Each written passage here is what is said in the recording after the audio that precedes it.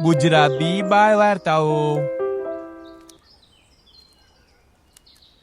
વર્ષો સુધી માલિકની સેવા કરનાર આ વૃદ્ધ ઊંટને જ્યારે ઘરેથી કાઢી મૂકવામાં આવ્યો ત્યારે તેને લાગ્યું કે હવે તેનું જીવન પૂરું થઈ ગયું. પરંતુ જંગલે તેને 3 એવા મિત્રો આપ્યા જેમણે પહેલા તેને ગળે લગાવ્યો અને પછી તેની સામે જ સૌથી મોટું કાવતરું રચ્યું. ઘણા સમય પહેલાની વાત છે. ઢોલકપુરમાં એક શ્રીમંત વેપારી રહેતો હતો જેનું નામ હતું વીરજી શેઠ. વીરજી શેઠ પાસે 2 ઊંટ હતા. એકનું નામ ચંપક અને એકનું નામ મનસુખ. વીરજી શેઠ બંને ઊંટોની પીઠ પર પોતાનો માલ રાખીને વેપાર માટે બીજી જગ્યાએ લઈ જતો હતો. વેપારી ત્યાં પોતાનો માલ વેચી દેતો અને સાંજ પહેલા ઘરે પાછો ફરતો. થોડા દિવસો આ રીતે પસાર થયા.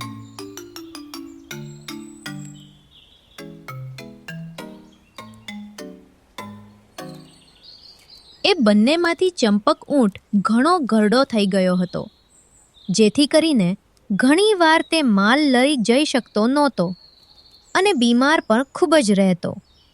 એક દિવસ વીરજી શેઠના 2 ઊંટોમાંથી એક ઊંટ ઘરડો થઈ ગયો હોવાથી માલ લઈ જઈ શક્યો નહીં. ઊંટની હાલત જોઈને વેપારીએ વિચાર્યું, આ ઊંટ હવે મારા કામનો નથી રહ્યો. વૃદ્ધ થઈ ગયો અને બીમાર પણ વધારે રહે છે. મારે તેની કરવામાં ઘણા પૈસા વયા જાય છે. મારે તેનાથી છુટકારો મેળવવો પડશે. આટલું વિચારીને વીરજી શેઠ સાંજ પડતા ઘરે પાછો આવ્યો.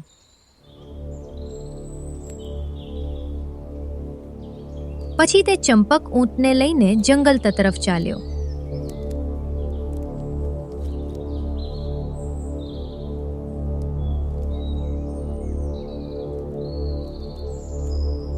અને થોડે દૂર તેને છોડીને પાછો ફર્યો. આમ વીરજી શેઠે ચંપક ઊંટને કાયમ માટે મુક્ત કરી દીધો અને તેને પોતાના ઘરમાંથી કાઢી મૂક્યો. પછી દુઃખી થઈને ચંપક ઊંટ જંગલમાં આગળ ચાલ્યો. ચાલતા ચાલતા તે એક ગાઢ જંગલમાં પહોંચ્યો અને રસ્તો ભૂલી ગયો. હે ભગવાન, આ કેટલું ગાઢ જંગલ છે. હું મારો રસ્તો ભૂલી ગયો છું. હવે મારે ક્યાં જવું જોઈએ? કયા રસ્તે? મને કંઈ સમજાતું નથી. પણ અહીં પુષ્કળ ઘાસ છે. મારે ભૂખ્યા રહેવું પડશે. નહીં, હું અહીં રહેવાની વ્યવસ્થા કરીશ. પછી ઊંટને ત્યાં સલામત જગ્યા મળી અને તે સ્થાયી થયો. થોડા દિવસો આ રીતે પસાર થયા. દિવસ દરમિયાન ઊંટ જંગલમાં લીલું ઘાસ ખાતો અને રાત્રે પોતાના બનાવેલા ઘરમાં આરામ કરતો. તે આ રીતે ગુજરાન ચલાવી રહ્યો હતો. એક દિવસ એક સિંહ આવ્યો જેનું નામ શેરખાન હતું. તેના 2 શિષ્યો રંગા, શિયાળ અને કલ્લુ દીપડો પણ સાથે આવ્યા. ઊંટને જોઈને શેરખાન અટકી ગયો અને કહ્યું, આ કેવું પ્રાણી છે? મેં આ જંગલમાં ક્યારેય આવું પ્રાણી જોયું નથી. શું તે આપણા જેવું માંસાહારી પ્રાણી છે? મહારાજ, તે ઊંટ છે.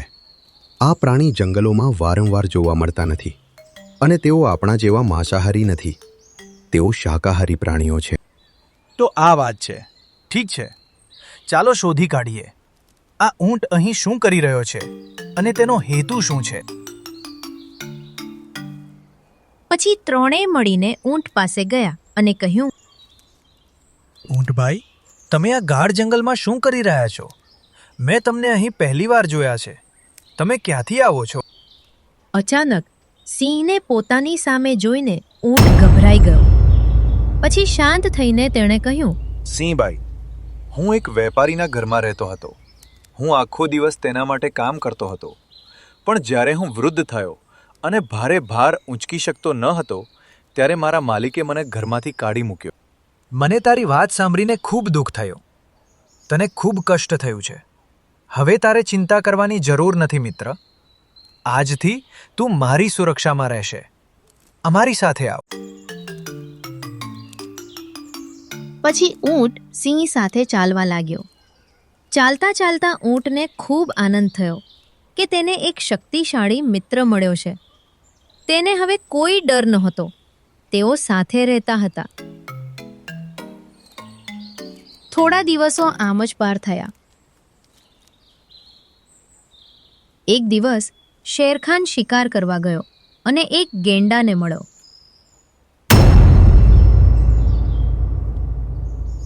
તે ગેંડા સાથે લડ્યો અને ઘાયલ થયો.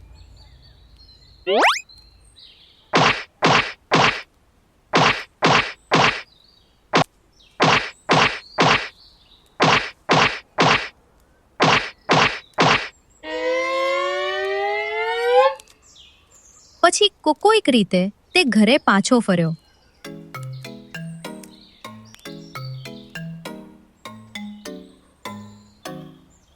શેરખાન ખરાબ રીતે ઘાયલ થયો હતો, તેથી તે શિકાર કરવા જઈ શક્યો નહીં. આજે પણ મહારાજ શિકાર કરવા ગયા નથી. આપણે 2 દિવસથી કંઈ ખાધું નથી. મને ખૂબ ભૂખ લાગી છે દીપડાભાઈ. જો આ ચાલુ રહ્યું તો આપણે મરી જઈશું. આપણે ભૂખ્યા રહીશું. પણ મને ખબર નથી કે મહારાજ ક્યારે શિકાર કરવા જશે. મારાથી પણ ભૂખ બિલકુલ સહન થતી નથી. આ દરમિયાન સિંહો તેમની ગુફામાં બેઠા વિચારતા. તે બંને ખૂબ જ ઉદાસ દેખાય છે. તેઓ મારા સ્વાસ્થ્ય વિશે ચિંતિત હશે. હું ઈચ્છું છું કે હું તેમને માટે કોઈ શિકાર લાવી શકું. આ વિચારીને શેરખાન બહાર ગયો અને કહ્યું, મારા મિત્રો, મને માફ કરો. હું તમારા બંને માટે અત્યારે શિકાર કરી શકતો નથી. હું અત્યારે ખૂબ જ નબળો છું. જ્યાં સુધી હું સ્વસ્થ ન થાઉં ત્યાં સુધી તમારે બંને જાતે કંઈક કરવું પડશે. બહાર જાઓ અને ખાઓ અને પીઓ. હું જલ્દી સ્વસ્થ થઈ જઈશ. તમે શું કહી રહ્યા છો મહારાજ? જ્યારે તમે ભૂખ્યા હો ત્યારે અમે ખોરાક વિશે કેવી રીતે વિચારી શકીએ? અમે એવું નહીં કરી શકીએ મહારાજ. દીપડાના શબ્દો સાંભળીને સિંહ ખૂબ જ ખુશ થયો. પછી તેણે તેમને કહ્યું, તમે બંને મારા વફાદાર સેવકો છો. ઠીક છે, એક કામ કરો. તમે બંને જંગલમાં જાઓ અને આ રસ્તે એક પ્રાણી લાવો, જેથી હું તેને મારી શકું. પછી આપણે ત્રણેય ભોજનનો આનંદ માણીશું. સારું મહારાજ, અમે એવું જ કરીશું. આટલું કહીને કલ્લુ, દીપડો અને રંગા શિયાળ જંગલમાં ગયા. દીપડાએ અને શિયાળે આખા જંગલમાં શોધ્યા પછી પણ કોઈ શિકાર મળ્યો નહીં. આખો દિવસ જંગલમાં ફર્યા પછી તેઓ જ્યાંથી શરૂ કર્યું હતું ત્યાં જ પાછા અટકી ગયા. મિત્ર, આપણે આખા જંગલમાં શોધ્યું પણ કોઈ પ્રાણી મળ્યું નહીં. એમ તો આપણે આટલી બધી મુશ્કેલી ઉઠાવવાની કોઈ જરૂર નથી. શિકાર આપણી સી સામે જ છે. તારો મતલબ શું છે? મને સ્પષ્ટપણે કહો મિત્ર. આપણી પાસે એક ઊંટ છે. જો આપણે તેને આપણો શિકાર બનાવીશું તો તેનો ખોરાક આપણને થોડા દિવસો સુધી ચાલશે. તું પાગલ થઈ ગયો છે કે શું? મહારાજ તેને ક્યારેય નુકસાન નહીં કરે. તે તેમનો મહેમાન છે. શું કોઈ મહેમાનને મારી શકે છે? આપણે મહારાજને આપણી વાતોમાં ફસાવવાની કોશિશ કરીએ. એમ પણ જ્યારથી આ તુચ્છ ઊંટ આવ્યો છે, મહારાજ આપણાને ભૂલી જ ગયા છે. જો મહારાજ તેનો શિકાર કરી લે તો આપણો પ્રોબ્લેમ સોલ્વ. પછી શિયાળ અને દીપડો સિંહ પાસે જાય છે અને કહે છે, મહારાજ, કૃપા કરીને અમને માફ કરો. અમને તમારા માટે કોઈ પ્રાણી મળ્યું નથી, પણ આપણાને ભૂખ્યા રહેવાની જરૂર નથી. હું વિચારી રહ્યો હતો કે તમે ઊંટનો શિકાર કેમ ન કરો. શું કીધું તે? જે મારા રક્ષા કવચમાં છે તેનો હું શિકાર કરું? મારી નજરથી દૂર જતા રહો. ફરી ક્યારેય મને આવી વાતો ન કહો. ના ના મહારાજ, અમને ખોટા ના સમજો. અમે તમારી સ્થિતિ જોઈને જ આ નિર્ણય લીધો છે. અમે જાણીએ છીએ કે ઊંટ તમારો મહેમાન છે. આ સમયે તેને નુકસાન પહોંચાડવું ખોટું હશે, પરંતુ જો તે તમારા માટે પોતાનું બલિદાન આપે છે તો તમારો કોઈ વાંક નહીં હોય. જરા વિચારો મહારાજ. શિયાળની વાત સાંભળીને શેરખાને મનમાં વિચાર્યું. પછી તેણે કહ્યું, કદાચ તું સાચું કહી રહ્યો છે. જો ઊંટ મારી પાસે સ્વેચ્છાએ આવે અને માંગ કરે તો હું તેનું બલિદાન સ્વીકારીશ. પછી તેઓ બંને ઊંટ પાસે ગયા. ઊંટ થોડે દૂર ઘાસ ચાવી રહ્યો હતો. પછી શિયાળે કહ્યું, મિત્ર, આપણો રાજા ભૂખથી મરવાનો છે. ચાલો તેની પાસે જઈએ અને વિનંતી કરીએ કે તે આપણામાંથી એકને ખાઈ લે. આ આપણે તેના માટે ઓછામાં ઓછું કરી શકીએ છીએ. ઘણા સમયથી આપણે તેણે આપેલું ભોજન ખાઈ રહ્યા છીએ. આજે આપણને તેના માટે કંઈક કરવાની તક મળી છે. હા હા, તમે સાચા છો. ચાલો જઈએ. જો મહારાજ મનને તેની ભૂખ સંતોષવા માટે પસંદ કરે તો મારું જીવન ધન્ય થઈ જશે. પછી ત્રણેય સાથે મળીને સિંહ પાસે ગયા. સિંહ ગુફાની બહાર બેઠા હતા. શું થયું મિત્રો? તમને કોઈ શિકાર મળ્યો? હવે હું ભૂખ સહન કરી શકતો નથી. ના મહારાજ, અમે શિકાર કરી શક્યા નહીં. અમારામાંથી એકને ખાઈને તમારી ભૂખ સંતોષો. તમે અમારા માટે ઘણું કર્યું છે મહારાજ. આજે હું તમારા માટે કંઈક કરવા માંગુ છું. કૃપા કરીને મને ખાઓ મહારાજ. તું ખૂબ નાનો છે ભાઈ શિયાળ. સિંહની ભૂખ તને ખાઈને તૃપ્ત નહીં થાય. કૃપા કરીને મને સ્વીકારો મહારાજ, અને તમારા પોતાનાને પણ તૃપ્ત કરો. આ બધું જોઈને ઊંટે વિચાર્યું, બધાએ મહારાજ માટે પોતાનો જીવ પહેલા મૂક્યો, પણ મહારાજે કોઈને નુકસાન પહોંચાડ્યું નહીં. મારે પર પ્રસ્તાવ મૂકવો જોઈએ, નહીં તો મહારાજ મારા વિશે શું વિચારશે? તે કદાચ મારું પણ રક્ષણ કરશે. હા, પ્રસ્તાવ મૂકવો યોગ્ય રહેશે. આ વિચારીને ગરીબ ઊંટે હિંમત ભેગી કરી અને કહ્યું, ના દીપડાભાઈ, તમે પણ ખૂબ નાના છો. હું તમારા બંને કરતાં થોડો મોટો છું. છતાં તમે બંને એક જ પરિવારના સભ્યો છો. મહારાજ તમને કેવી રીતે ખાઈ શકે? મહારાજ, મને ખાઓ અને તમારી ભૂખ તૃપ્ત કરો. ઊંટના શબ્દો સાંભળીને બધા થોડીવાર માટે ચૂપ થઈ ગયા. શેરખાન ધીમે ધીમે ઊભો થયો અને ચંપક તરફ આગળ વધવા લાગ્યો. રંગા શિયાળ અને કલ્લુ દીપડાના ચહેરા પર ખુશી છવાઈ ગઈ. તેમને ખાતરી થઈ ગઈ કે હવે ચંપકનો અંત નિશ્ચિત છે. પણ એ જ સમયે ચંપક અચાનક બોલ્યો, મહારાજ, હું મરવા તૈયાર છું, પરંતુ મારી છેલ્લી ઈચ્છા છે કે મરતા પહેલા હું તમને એક પ્રશ્ન પૂછું. પૂછ મિત્ર. આખા જંગલમાં એક પણ શિકાર ન મળ્યો, એ વાત તમને સાચી લાગે છે? શેરખાન વિચારમાં પડી ગયો. ચંપક આગળ બોલ્યો, હું તો આખો દિવસ જંગલમાં ઘાસ ચરતો હતો. મેં મારી આંખે હરણ, જંગલી ડુક્કર અને સસલા જોયા હતા. છતાં આ બંને કહે છે કે આખું જંગલ ખાલી હતું. એવું કેવી રીતે બની શકે? આ સાંભળીને શેરખાનનું મોઢું ગંભીર થઈ ગયું. તે તરત જ રંગા અને કલ્લુ તરફ વળ્યો. બંને એકબીજા સામે જોવા લાગ્યા. તેમના મોઢામાંથી એક શબ્દ પણ નીકળ્યો નહીં. ચંપક બોલ્યો, કલ્લુ, રંગા, જવાબ આપો. મહારાજ, જો તમને હજુ પણ વિશ્વાસ ન હોય તો આ બંને જ્યાંથી આવ્યા છે ત્યાં જઈને તપાસ કરો. જો હું ખોટો હોઉં તો મને તરત મારી નાખજો.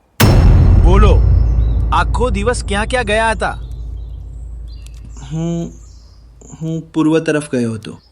કલ્લુ ગભરાઈને બોલ્યો, જ્યારે રંગા તરત બોલી ગયો, ના મહારાજ, અમે તો પશ્ચિમ તરફ ગયા હતા. બંને એકબીજાને જોવા લાગ્યા. શેરખાનને શંકા ગઈ. ચંપક બોલ્યો, જો મહારાજ, સાચું બોલનારને ક્યારેય યાદ રાખવું પડતું નથી, પણ જૂઠું બોલનાર હંમેશા ફસાઈ જાય છે. તો પછી શિકાર ક્યાં મર્યો હતો? કોઈ શિકાર જ નહોતો. એ મોટું હરણ તો બહુ ઝડપથી ભાગી ગયું હતું. આ સાંભળીને શેરખાનની આંખો લાલ થઈ ગઈ. હમણાં તો કહ્યું કે કોઈ શિકાર જ નહોતો. હવે હરણ ક્યાંથી આવ્યું? રંગા અને કલ્લુના ચહેરાનો રંગ ઉડી ગયો. હવે તેમને સમજાઈ ગયું કે તેઓ પોતે જ પોતાના જૂઠામાં ફસાઈ ગયા છે. શેરખાન જોરથી ગર્જના કરીને બોલ્યો, તમે બંને મારા મહેમાન સામે કાવતરું રચ્યું અને મારી સામે પણ જૂઠું બોલ્યા. આજથી તમે બંને આ જંગલમાંથી હંમેશા માટે કાઢી મૂકવામાં આવો છો. જો ફરી ક્યારેય મારી નજરે ચરશો તો હું તમને ક્યારેય માફ નહીં કરું. રંગા શિયાળ અને કલ્લુ દીપડો ડરના માર્યા જંગલ છોડીને ભાગી ગયા. પછી શેરખાન ચંપક પાસે આવ્યો. તેનું માથું શરમથી ઝૂકી ગયું હતું. મિત્ર, આજે તારી સમજદારીને કારણે હું જીવનની સૌથી મોટી ભૂલ કરતા બચી ગયો. મને માફ કરી દે. મહારાજ, સાચો મિત્ર એ નથી જે મીઠી વાતો કરે. સાચો મિત્ર એ છે જે સાચી વાત કહે.